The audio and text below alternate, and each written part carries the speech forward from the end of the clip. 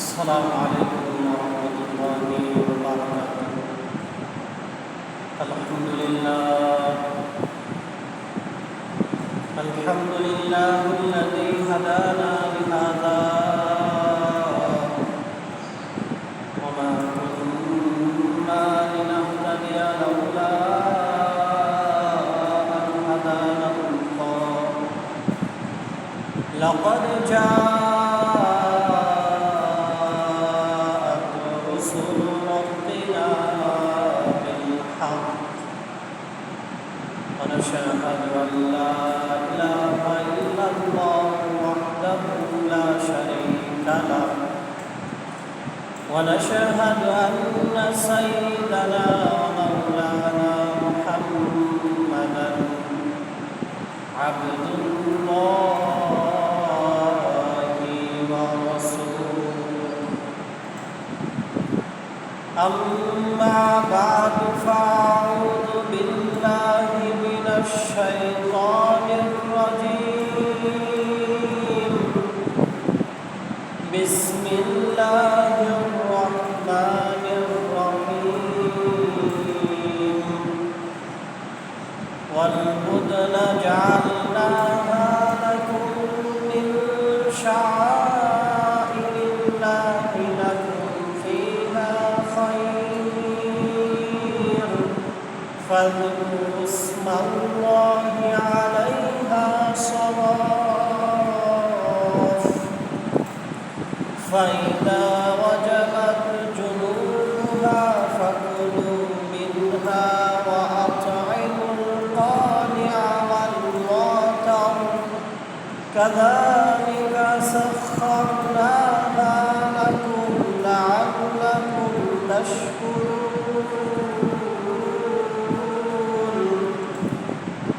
وقال تعالى في شان حبيبه إن الله وملائكته يصلون على النبي يا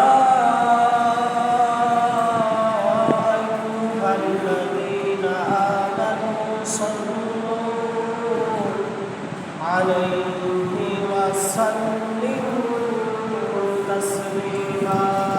اللهم صل على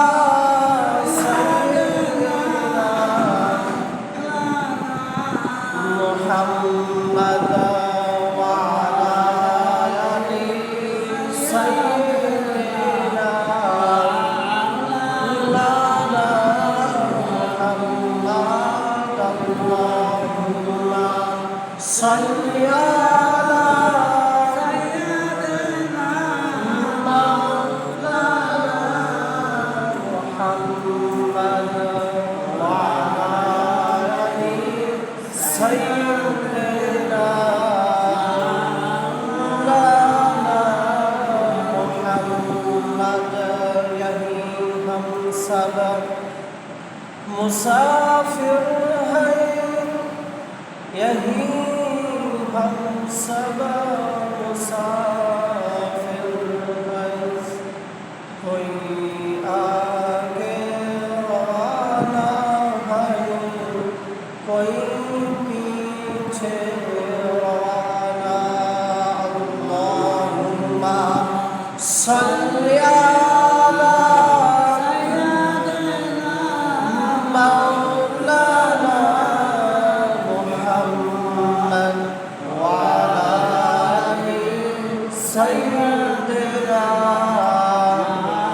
मौलाना मुहम्मद.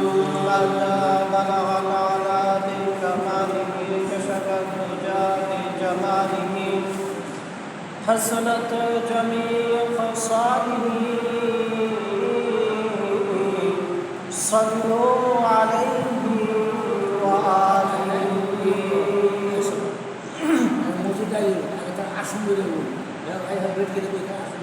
আলহামদুলিল্লাহ, আল্লাহ পাক রব্বুল আলামিনের দরবারে অসংখ্য অগণিত শুকর আদায় করছি, যিনি আমাদেরকে পবিত্র জিলহজ মাসের পবিত্র জুমাবারের দিনে দুনিয়াবী কর্মব্যস্ততা থেকে অবসর দিয়ে মহান আল্লাহ রাব্বুল আলামিন তার মহানগর মসজিদে আসার তৌফিক দিয়েছেন। এজন্য শুকরিয়া তার আমরা করছি আলহামদুলিল্লাহ। লাখো কোটি দুরূদ এবং সালাম বর্ষিত হোক দয়ার নবী, মায়ার নবী, বিশ্বনবী মুহাম্মদ রাসূলুল্লাহর উপর। সবাই বলছি সাল্লাল্লাহু আলাইহি ওয়াসাল্লাম। মোহতারাম হাজিরিন, আমরা অবগত আছি যে আজকে জিলহজ মাসের 9 তারিখ, আগামীকালকে জিলহজ মাসের 10 তারিখ, অর্থাৎ আমাদের দেশসহ এশিয়ার বিভিন্ন দেশে পবিত্র ঈদুল আজহা, এবং আজকে বিশেষ করে সৌদি আরব সহ মধ্যপ্রাচ্যের বিভিন্ন দেশে পবিত্র ঈদুল আজহা উদযাপন হয়েছে। যেহেতু আগামীকালকে ঈদুল আজহা এবং ঈদুল আজহার একটা অন্যতম আমল হলো কুরবানি করা,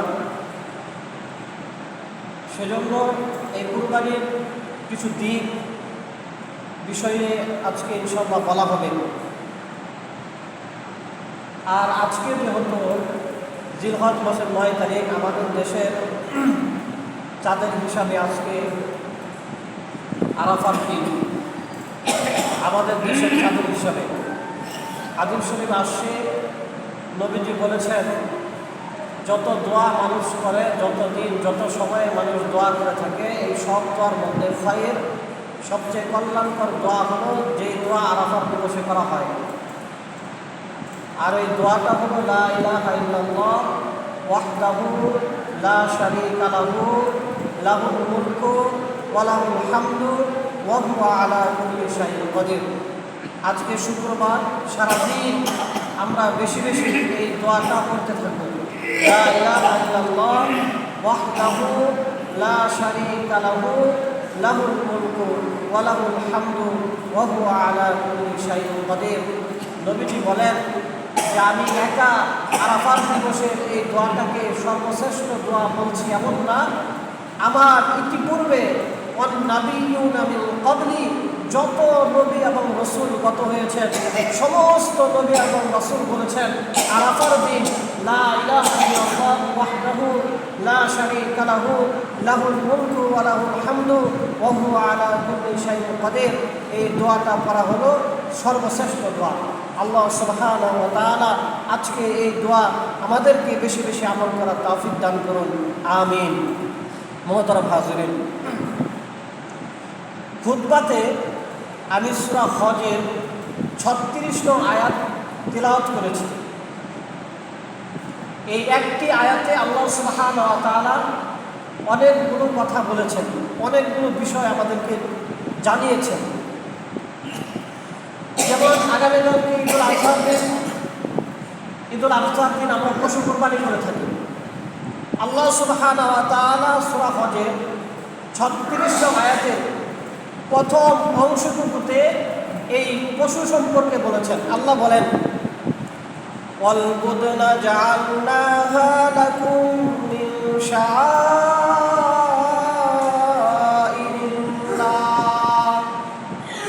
আল্লাহ রাব্বুল আলামিন সূরা হজের 36 নং আয়াতের মধ্যে বলেন, এবং যে সমস্ত পশুগুলোকে তোমরা নির্বাচন করে রেখেছ হজের পরে কুরবানি করার জন্য, মিন শাআইরিল্লাহ, এই সব পশুগুলো হলো আল্লাহর রহমতের একটা নিদর্শন, আল্লাহর কুদরতের একটা নিদর্শন হলো কুরবানির পশুগুলো। শুধু তাই নয়, আল্লাহ বলেন লাকুম ফিহা খায়র, এই সব কুরবানির পশুর মধ্যে তোমাদের জন্য আমি আল্লাহ কল্যাণ রেখেছি।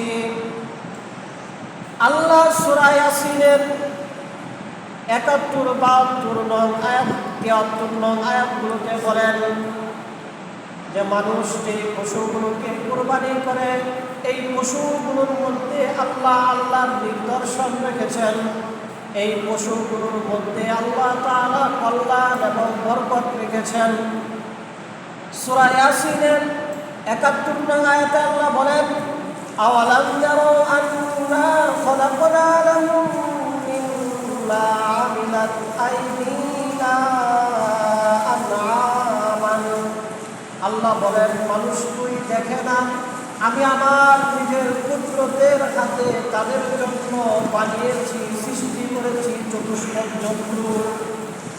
আল্লাহ বলেন, মানুষকে একবার লক্ষ্য করে দেখে না কুরবানির পশুগুলোর দিকে। তো এই পশুগুলোকে আমি আল্লাহর রহমতের হাতেই বানিয়েছি। ফাহুম লাহা মালিকুন, অতঃপর তারা নিজেরাই মালিক হয়ে যায়। শুধু তাই নয়, আল্লাহ বলেন ওয়াজাল্লাল্লাহা লাহুম, এবং আমি আল্লাহ কুরবানির পশুগুলোকে মানুষের বশীভূত করে দিয়েছি, মানুষের অধীনস্থ করে দিয়েছি। একটা নাবালক বাচ্চা বিশাল একটা ষাঁড় গরুকে নিয়ন্ত্রণ করে।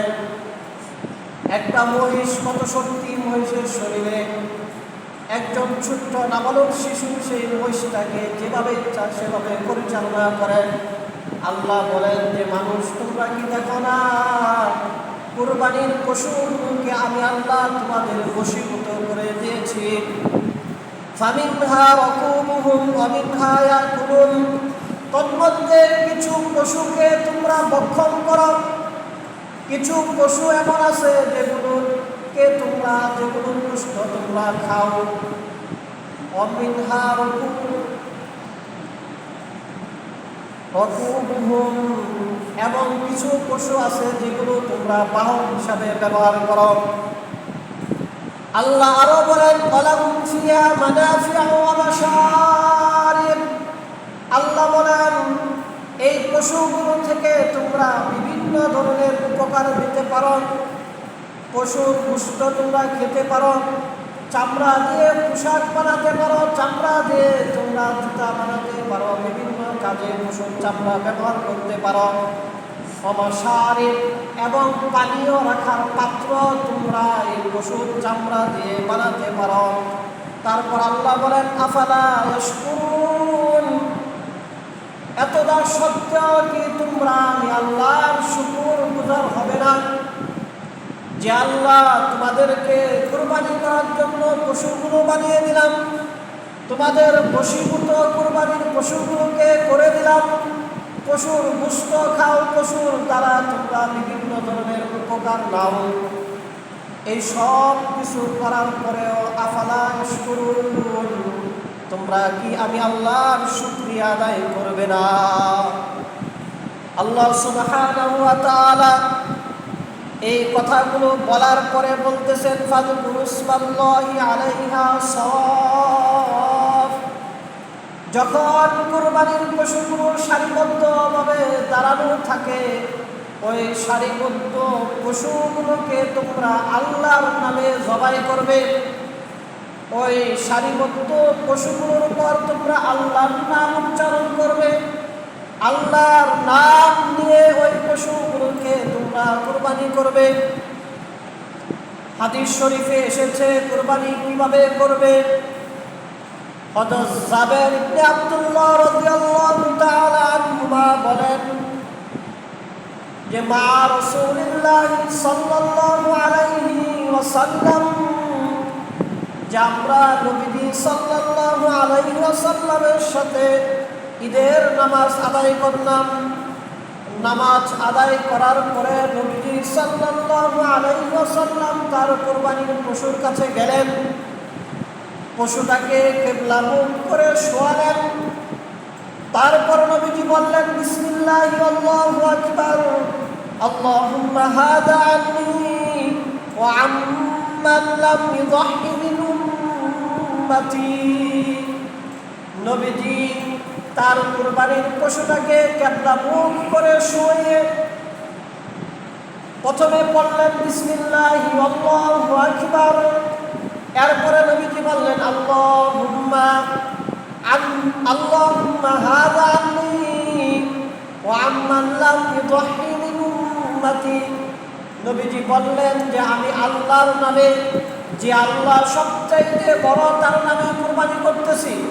আল্লাহুম্মা হাযা আন্নী, আয় আল্লাহ এই পশুটা জন্য, ওয়াম্মান লাম ইউযাহি মিন উম্মতি, এবং আমার যে উম্মতরা কুরবানি করবে না, যাদের কুরবানি করার সামর্থ্য নাই, অভাবী গরিব লোক, নবীজি বলেন আমার সেই সব গরিব অসহায় উম্মতের পক্ষ থেকে আমি কুরবানি করলাম।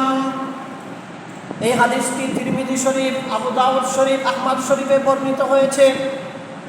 অপর এক বর্ণনায় এসেছে নবীজি সাল্লাল্লাহু আলাইহি ওয়াসাল্লাম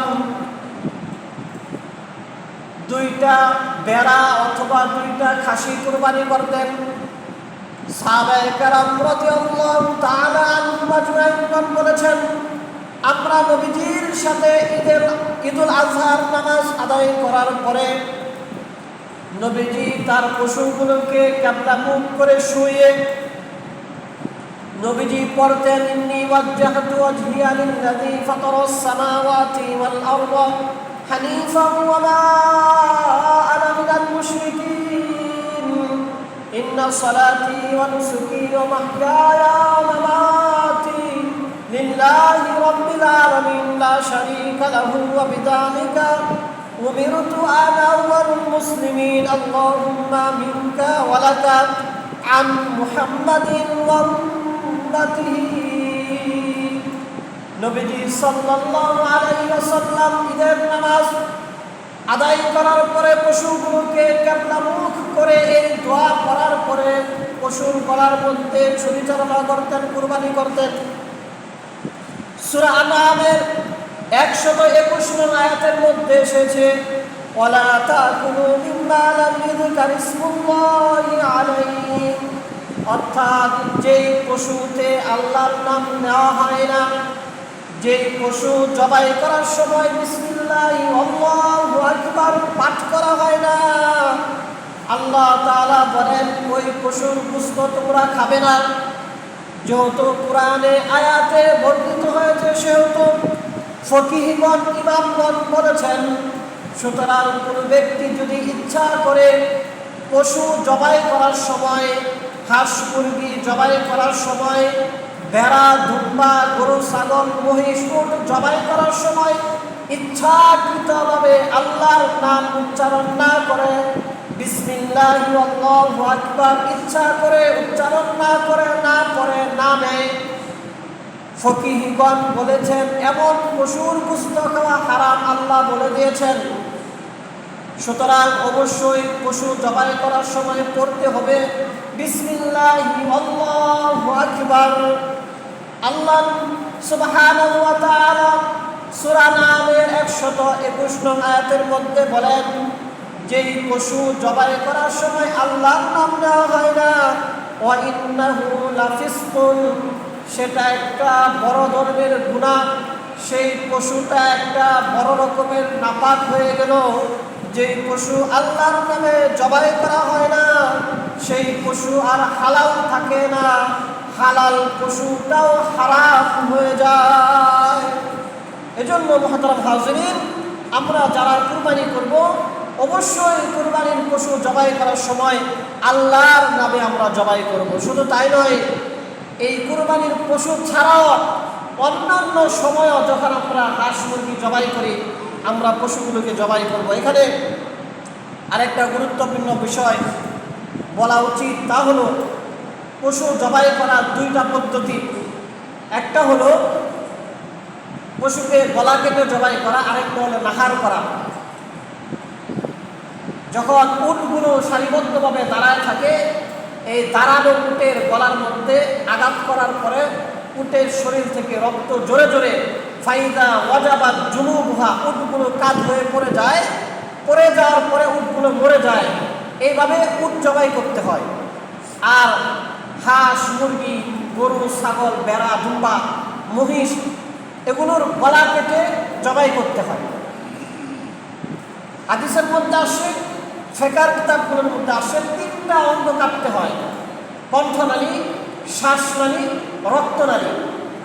এগুলো কাটার পরে পশুর শরীর থেকে রক্তগুলো ঝরবে, রক্তগুলো ঝরতে ঝরতে পশুগুলো মারা যাবে, এরপরে এই পশু হালাল হবে।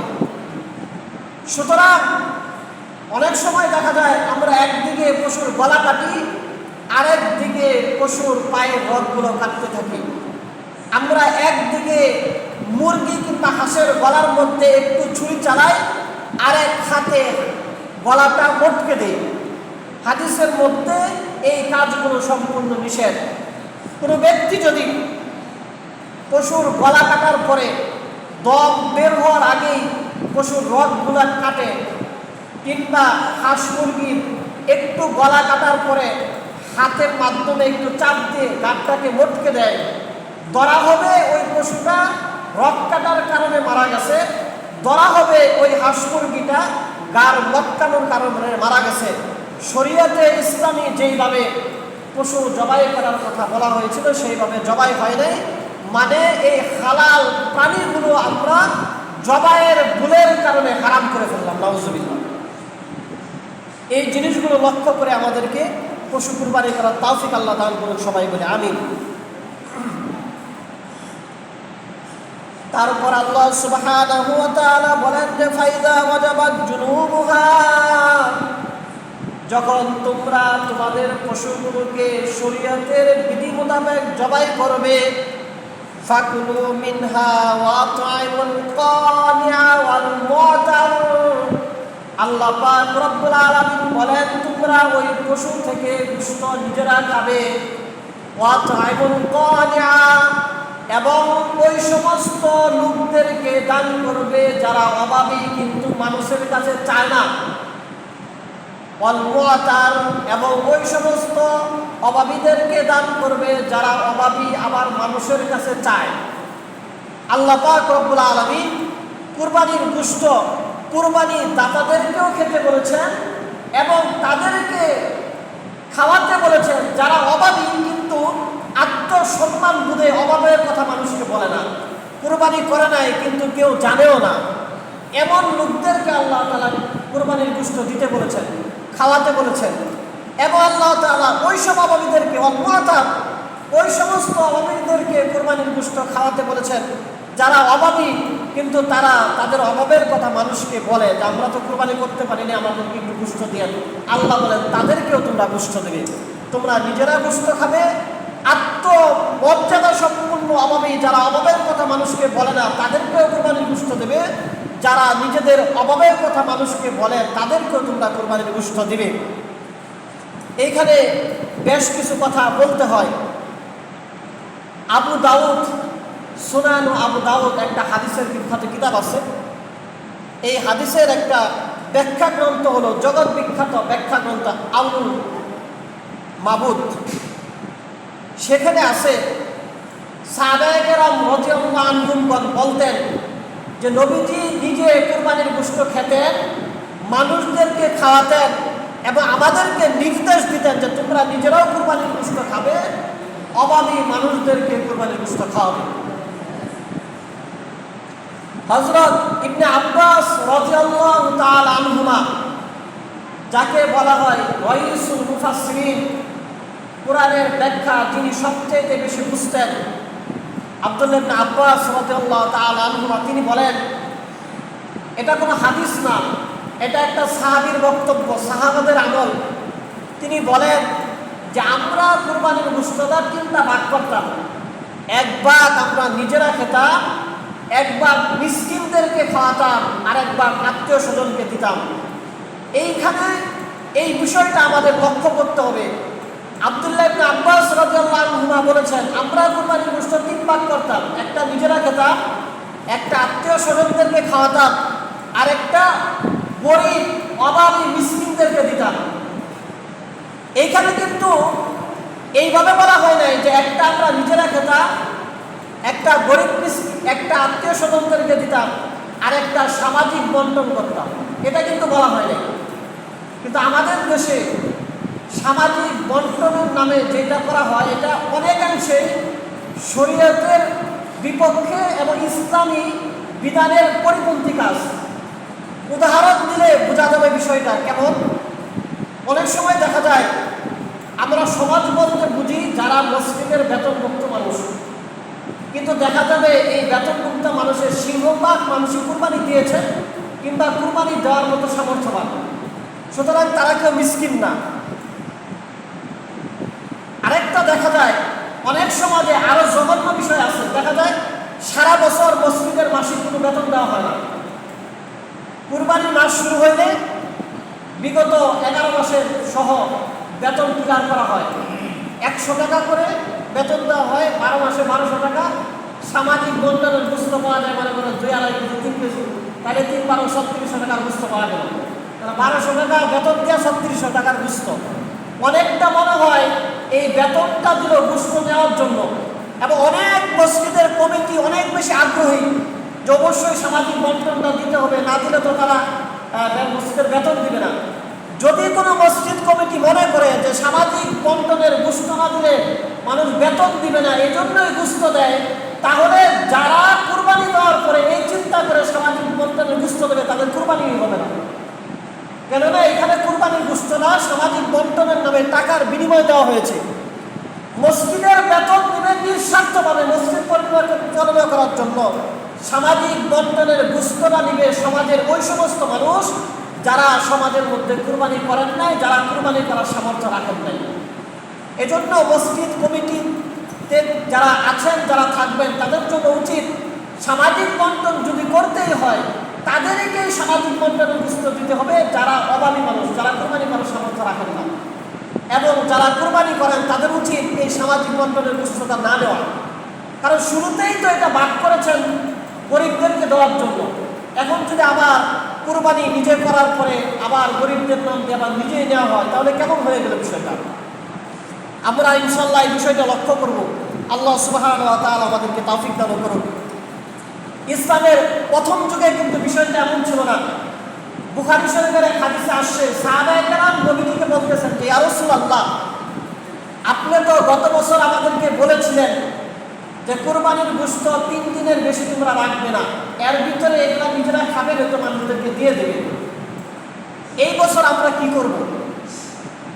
তখন নবীজি সাল্লাল্লাহু আলাইহি সাল্লাম বলেছেন, ক্বালা কুলু ওয়াতইমু ওয়াদাখিরু। নবীজি বলেছেন, তোমরা নিজেরা খাও, মানুষদেরকে খাও, নিজেদের জন্য তোমরা জমায়ে রাখো, ফ্রিজে ভরে রাখো। সাহাবায়ে কেরামের কাছে বিষয়টা অন্যরকম মনে হয়েছে যে গত বছর কুরবানি করার সময় আপনি বলছেন যে 3 দিনের বেশি কুরবানির গোশত খাওয়া যাবে না, এই বছর আপনি বলতেছেন যে তোমরা নিজেরা খাও, মানুষদেরকে খাওয়াও এবং পরে খাওয়ার জন্য জমায়ে রাখো। তখন নবীজি উত্তর দিয়েছেন, ফাইন্না যালিকাল আমা কানা লিন-নাসি জাহদুন। নবীজি বলেছেন যে গত বছর অনেক বেশি অভাব অনটন ছিল, মানুষের খাবার দাবারের কোনো জোগাড় ছিল না। যেহেতু মানুষ অনেক বেশি অভাবে ছিল, সেহেতু আমি তোমাদেরকে নির্দেশ দিয়েছিলাম কুরবানির গোশত জমিয়ে রাখবে না 3 দিনের বেশি, নিজেরা যতটুকু পারো খাবে, বাকি সব মানুষদেরকে দিয়ে দিব, অভাব দূর করার জন্য। কিন্তু এখন যেহেতু অভাব নাই এই বছর, সুতরাং তোমরা নিজেরা খাও, মানুষদেরকে খাও, পরে নিজেরা খাওয়ার জন্য জমিয়ে রাখো। বুখারী শরীফের এই হাদিসকে সামনে রেখে ফকিহগণ বলেছেন যে কুরবানির গোশত নিজে খাওয়া, মানুষদেরকে খাওয়ানো এবং কুরবানির গোশত পরে খাওয়ার জন্য জমানো, ফ্রিজে রাখা কিংবা শুটকি করে রাখা, বিভিন্ন প্রক্রিয়া রাখা, এগুলো জায়েজ আছে। আল্লাহ সুবহানাহু ওয়া তাআলা আমাদেরকে তৌফিক দান করুন, সবাই মিলে আমিন। মুহতারাম হাজরিন, এখন কুরবানির পশুর সব অংশগুলো আবার খাওয়া যায় না। কুরবানির পশু হালাল, কিন্তু হালাল পশুর ভিতরে কিছু কিছু অংশ এমন আছে যেগুলো আবার খাওয়া যাবে না। যেমন হাদিস শরীফের মধ্যে আসছে, নবীজি সাল্লাল্লাহু আলাইহি সাল্লাম বলেন, কারিহা রাসূলুল্লাহ সাল্লাল্লাহু আলাইহি ওয়াসাল্লাম মিনাশ শাতি সাবান আল মারআতা ওয়াল মাসানাতা ওয়াল গুদ্দাতা ওয়াল হায়া ওয়াল যাকারা ওয়াল উসনাইনি ওয়াদ দাম আও কামা ক্বালা an-নাবী সাল্লাল্লাহু আলাইহি ওয়াসাল্লাম। নবীজি সাল্লাল্লাহু আলাইহি ওয়াসাল্লামের কাছে অপছন্দের ছিল হালাল বকরি। যেই প্রাণী হালাল, ওই হালাল প্রাণীর 7টা অঙ্গ, 7টা বিষয় নবীজির কাছে অপছন্দের ছিল। অর্থাৎ গরু, মহিষ, দুম্বা, ছাগল, বকরি, উট, এগুলো হালাল প্রাণী, এগুলোর গোশত আমরা খাই। তারপরেও এগুলোর 7টা অঙ্গ এমন আছে যেগুলো খাওয়া হারাম, খাওয়া ঠিক না। 1 নম্বর হলো পিত্তনালী, মূত্রনালী, 2 নম্বর। 3 নম্বরে মাংসবর্তী।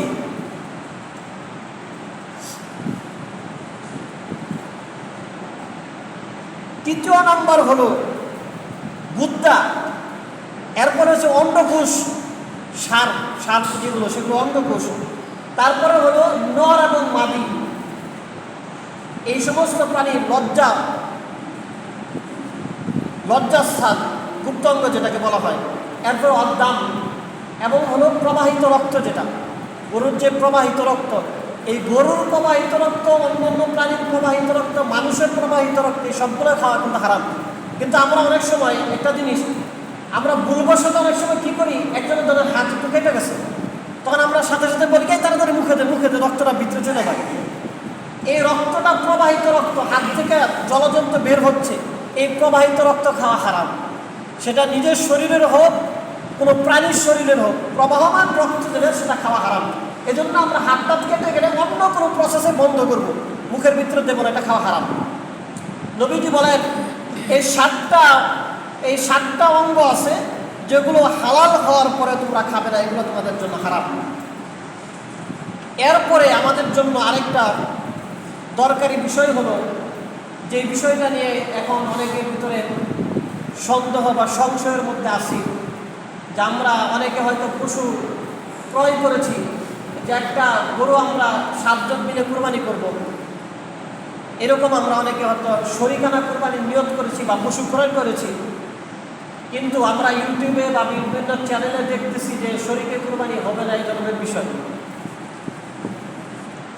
এখানে একটু বিস্তারিত বলছি, সেটা হলো সকল মানুষের জন্য সর্বপ্রথম মানুষের জীবন ধারণের জন্য দলিল এবং প্রমাণ হলো আল কোরআন। ধরেন কোনো একটা বিষয় কোরআনের মধ্যে নাই, হাদিসের মধ্যে আছে, আবার হতে পারে কোরআনেও নাই, হাদিসেও নাই, কোনো সাহাবীর কথা বা আমলের মধ্যে আছে। এখন যেই বিষয় সরাসরি কোরআনে পাওয়া যাবে, যদি হাদিসে এর বিপক্ষে কোনো কিছু পাওয়া যায়, এমন সময় হাদিস বা কোরআনের উপর আমল করতে হবে। কোনো বিষয় কোরআনে একদমই নাই, হাদিসের মধ্যেই শুধু আছে, সুতরাং ওই সময় হাদিসে আমল করতে হবে, যেহেতু কোরআনে নাই। কোনো বিষয় কোরআনেও নাই, হাদিসেও নাই, আছে যে কোনো সাহাবীর কথায় বা কোনো সাহাবী এই আমলটা এভাবে করেছেন, আমরা দেখে আসছি, তখন আমরা সেটা আমল করবো, যেহেতু কোরআন এবং হাদিসে নাই, সাহাবারা করছেন সেভাবে করবো। 7 শরীকে কুরবানি করা যাবে, এটা একাধিক সহিহ হাদিসের মধ্যে বর্ণনা এসেছে। আর শরীকে কুরবানি করা যাবে না, এটা কোনো এক সাহাবী বা কোনো এক মনীষী বলেছেন, এটা একটা কিতাবের মধ্যেই আছে। তাহলে আগের কথা অনুযায়ী যদি হাদিসে পাওয়া যায়, সাহাবীর কথা মানার কোনো দরকার নাই। যদি হাদিসে পাওয়া যায়, কোনো ইমাম, কোনো ফকিহ, কোনো মুফতির কথা মানার দরকার নাই, যেহেতু নবীজির হাদিস আছে। সুতরাং 7 শরীকে কুরবানি করা সরাসরি নবীজির হাদিসের মধ্যে আছে, সুতরাং কোনো ইমাম, কোনো ফকিহ, কোনো মুফতি, কোনো সাহাবী বললেও সেটা আর গ্রহণযোগ্য হবে না। 7 শরীকে কুরবানি করা যাবে। অনেকগুলো হাদিস আছে, সবগুলো বলবো না, শুধু একটা বলছি। হাদিসের বর্ণনাকারী জাবের ইবনে আব্দুল্লাহ রাদিয়াল্লাহু তাআলা আনহু, তিনি বলেন যে হাজাজনা মা রাসূলিল্লাহ সাল্লাল্লাহু আলাইহি ওয়াসাল্লাম ফানাহারনাল বাইরা আন সাবআতিন ওয়াল বাকারাতা আন সাবআতিন।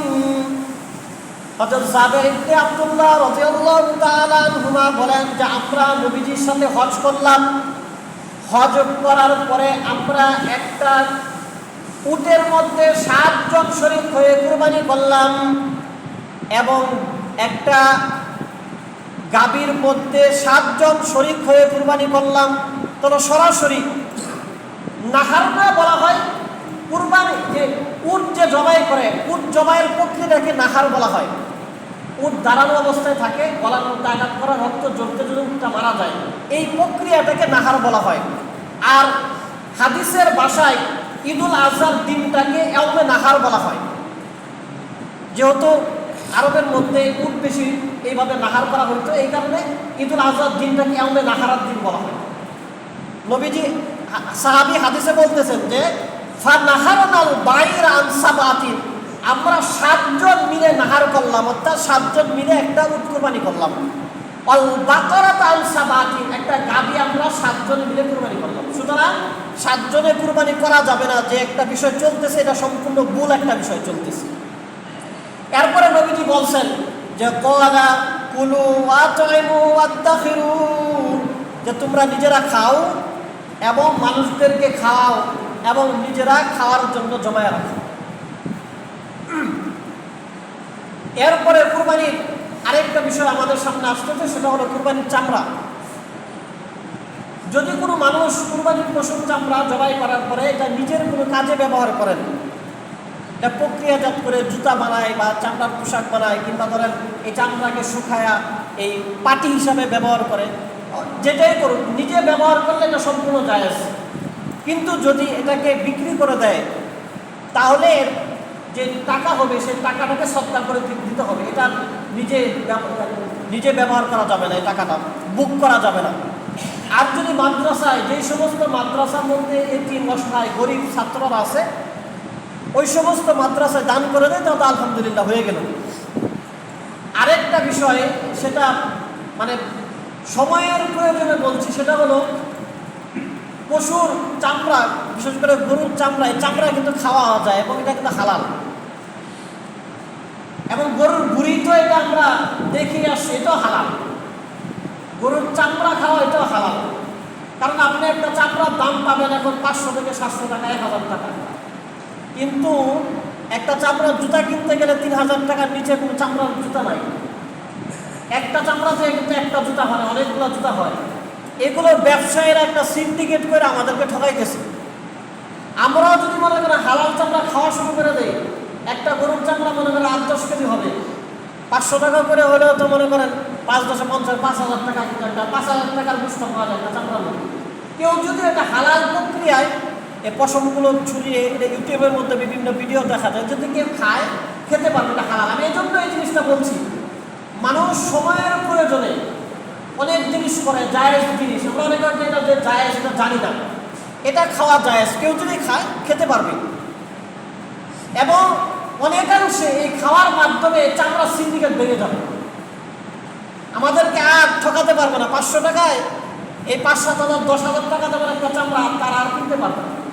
এই জন্য আমরা যদি মোটামুটি যারা বিক্রি করবো চামড়া, ভালো দাম না পেলে আমার কথা হলো আমরা বিক্রি করবো না, মাদ্রাসায় দিয়ে দেবো। মাদ্রাসারা যায় কিছু পাইল, ব্যবসায়ীদেরকে আমরা ওই কম দামে আমরা বিক্রি করবো না, তাদেরকে লাভবান করে আমাদের লাভটা কি? এইগুলো চামড়ার বিষয়। এরপরে আমরা আজকে ঈদের রাত্র, আমরা জানি ঈদের রাত্র ইবাদত করা অনেক সাপ। আমরা যথাসম্ভব ঈদের রাত্রটা ইবাদতের মাধ্যমে কাটাবো। গত ঈদে এবং অন্যান্য ঈদে বিস্তারিত বলা হয়েছে, আজকে আর বিস্তারিত বলা হচ্ছে না। আর আমরা জানি যে আমাদের লম্বরিবাড়ি জামে মসজিদে ঈদুল আজহার জামাত সকাল 8টায় অনুষ্ঠিত হবে ইনশাল্লাহ। আমরা যথাসময়ে সকাল 8টায় ঈদের জামাত ইনশাল্লাহ শরীক হব। ঈদের দিনের বিশেষ কিছু সুন্নাত আছে। ঈদের দিন সকালে ঘুম থেকে ওঠার খুব সকালে মেসওয়াক করা, গোসল করা, সুগন্ধি ব্যবহার করা, সাধ্যমতো ভালো জামা পোশাক পরিচ্ছদ পরিধান করা, ঈদগাহে ঈদের নামাজ পড়ার জন্য পায়ে হেঁটে আসা, এক রাস্তা দিয়ে আসা আরেক রাস্তা দিয়ে যাওয়া। এবং ঈদুল আজহার দিন বিশেষ সুন্নত হলো লা ইলাহা ইল্লাল্লাহু আল্লাহু আকবার, আল্লাহু আকবার, আল্লাহু আকবার, লা ইলাহা ইল্লাল্লাহু আল্লাহু আকবার, আল্লাহু আকবার, ওয়ালিল্লাহিল হামদ। এই তাকবীরে তাশরিক যেটা, এটা উচ্চ স্বরে জুড়ে জুড়ে পড়তে পড়তে ঈদের নামাজের জন্য আসা এবং নামাজ পড়েও জুড়ে জুড়ে পড়তে পড়তে যাওয়া। আরেকটা বিশেষ সুন্নত হলো নবীজি ঈদুল আজহার দিন পশু জবাই করার পরে এই পশু দিয়েই ঈদের দিন সর্বপ্রথম নিজে খেতেন, তার আগে কোনো কিছু খেতেন না। এজন্য আমাদের যদি সম্ভব হয় তাহলে আমরা প্রথম খাবারটা ঈদুল আজহার দিন ঈদুল আজহার পশুর গোশত দিয়ে খাবো। কিন্তু আবার এই বিষয়গুলো যে সুন্নত বা ধরেন মুস্তাহাব পর্যায়ের, করতে পারলে ভালো। কিন্তু যাদের ডায়াবেটিস আছে, উচ্চ রক্তচাপ, বিভিন্ন ধরনের রোগ সুখ আছে, যাদের সময় মতো খাবার খেতে হয়, তারা যদি আবার 12টা-1টা পর্যন্ত অপেক্ষা করতে হয়, তারা আবার অসুস্থ হয়ে যাবে শঙ্কা আছে। আমরা নিজেদের স্বাস্থ্যের প্রতি লক্ষ্য করব, যাদের দ্বারা সম্ভব হয় আমরাই এমনটা করবো। আল্লাহ সুবহানাহু ওয়া তাআলা আমাদেরকে তৌফিক দান করুন, সবাই মিলে আমিন। এবং সর্বশেষ কথা হলো নবীজি সাল্লাল্লাহু আলাইহি ওয়াসাল্লাম কুরবানির ফজিলত সংক্রান্ত যে হাদিসগুলো বলেছেন, বেশিরভাগ হাদিসের শেষে বলেছেন ফাতিবু বিহা নাফসা, যে তোমরা আনন্দ উদ্দীপনার সাথে কুরবানি করবে, তোমরা নিজে খুশি মনে কুরবানি করবে। কারণ কুরবানির পশু আল্লাহ তোমাদেরকে দান করেছেন, পশুটা তোমাদের বশীভূত আল্লাহ করে দিয়েছেন। কুরবানি যাদের সামর্থ্য আছে তাদের জন্যই আল্লাহ তাআলা দিয়েছেন। কুরবানি করার পরে কুরবানির পশুর গোশত তোমরাই খাবে, এই পশুর গোশত তোমাদের আত্মীয় স্বজনদেরকে তোমরাই খাওয়াবে এবং গরিব মিসকিনকে তোমরাই দান করবে। লক্ষ্য করলে দেখা যাবে সবগুলোতে তোমাদের নিজেদের লাভ, একটাতেই তোমাদের ক্ষতি নাই। পশু জবাই করলে অনেকগুলো টাকা খরচ করলে সাব হবে, আখিরাতে নাজাতের জারিয়া হবে, গোশত খেলে ভাল লাগবে, আত্মীয় স্বজনদেরকে দান করলে তারা খুশি হবেন, অভাব অনটনে যারা আছে যারা কুরবানি করতে পারবেন না তাদেরকে দান করলে তারাও খুশি হবেন, এর মাধ্যমে সাব হবে। পুরা এই প্রক্রিয়াটা দ্বারাই যারা কুরবানি করবেন তাদের উপকার হবে। নবীজি বলেন সব কিছুতেই যেহেতু তোমাদেরই লাভ হবে, ফাতিবু বিহা নাফসা, আনন্দের সাথে তোমরা কুরবানি করবে, খুশি মনে তোমরা কুরবানি করবে। নিজেরা আমরা একে অপরকে সহযোগিতা করবো কুরবানি করার ক্ষেত্রে, পশু ধরে দেব, জবাই করে দেব, সাথে থাকবো, একজন আরেকজনকে সাহায্য সহযোগিতা করব এবং পরিশেষে আমরা অবশ্যই লক্ষ্য করব কুরবানির পশুর এই যে রক্ত যেগুলো আছে, রক্ত বর্জ্য যেগুলো আছে, আমরা নির্দিষ্ট জায়গায় ফেলার চেষ্টা করব। এবং আমরা হয়তো জেনে থাকবো যে আমাদের সিটি কর্পোরেশন থেকে প্রায় সব মসজিদে বিভিন্ন ধরনের পলি এবং ব্লিচিং পাউডার দেওয়া হয়েছে। যতটুকু দেওয়া হয়েছে পর্যাপ্ত হবে না, আমরা এই হাজার হাজার টাকার পশুর সাথে সাথে কয়েকশো টাকার একটু এই ব্লিচিং পাউডার আমরা কিনবো, আমরা এগুলো ছিটিয়ে দেব। প্রথমে কিন্তু অল্প একটু রক্ত বা বর্জ্যের মধ্যে দুর্গন্ধ আসবে না, যখন 1-2 দিন যাবে দেখবেন দুর্গন্ধ টিকা যাবে না।